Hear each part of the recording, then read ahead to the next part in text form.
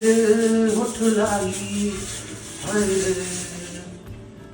के बर्तन तोरा धोवा चलो के धोई रे हमरा आया ताया बुझल रहा घर के की कहिया के टिकट कहलिए हमोसा।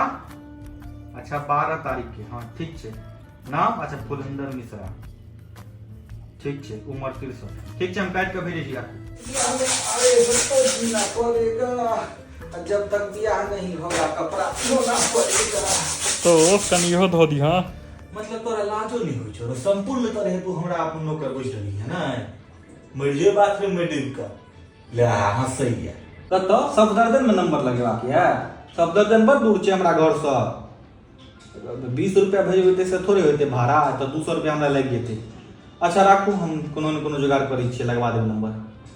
ठीक छे। क्या बन रहा है भाई? वह बीडीसी बीडीसी भात दाल चोखा कुछ अच्छा बना ना। कपार में रगड़ल रहतो रोड़ा तो कत से खाई ले भेटतो ब्रेड पकौड़ा। इहो भेट रहल छौ बहुत चोखो न यार। 890 रुपया बचल छौ ई महीना एखन बचल छौ 10 दिन केना कटते यार पूरा 10 दिन ई महीना। हम की कहली गुजूर कक्का के बेटा आबै छै कथी भेजबेली है ओकरा हाथे।